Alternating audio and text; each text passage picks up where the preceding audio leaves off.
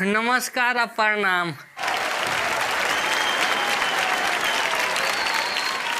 हम गरीब बानी और वालन के पता होके चाहिए। खैर नहीं के पता तो हम बता देतनी कि काहे गरीब बानी। दरअसल बात वो जमाना के है जवना जमाना में हमार दादा परदादा पंजाब जात रहे लो रोपनी करे। रोपनी करो लो पैसा तो कमाओ लो, लेकिन पैसा एको घरे वही ना करे।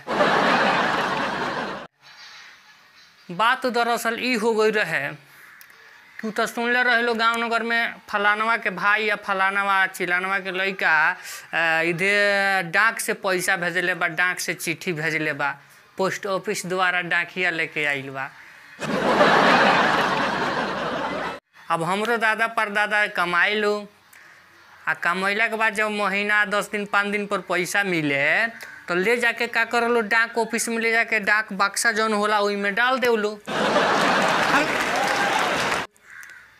यही तरह डाल दे लो, कमात गई लो, डालत गई लो। डाक वाला पोस्टमैन जो रहे साला 9 महला 10 महला घर बनवा लो सा, उ लोग के कमाइल पैसा एको घर ही ना आई लो घरे। साल भर के बाद तो पूछनी कि का माने हमार दादा परदादा के घर लोग पूछल कि का भइल हो पैसा बा। आ तो जा पैसा एको नहीं खे आइल, आ तो कहाँ एको पैसा आइल बा, आ तो सब हम डाकिया वाला बक्सा में डाल देते रहे कि हमरा घरे चल जाई। आए लेकिन एको नहीं खे आइल, बड़ा धोखा कैलस। तो घर के लोग ओई में के होशियार रहे, पूछलस कि पैसवे खाली डालत रह कि और कुछ लिख पढ़वा के डालत रह। आ तो ना खाली पैसवे डालत रहनी हो। तो कहत लो जा ये मूर्ख जा, एड्रेस लिख के डलबा हे जगह लेके जाएके बा तब न पैसवा आई हैं। बिना एड्रेस के पैसा हुई लेके धो लेलस। तो वही से भाई लोग ना दिले हम गरीब बानी।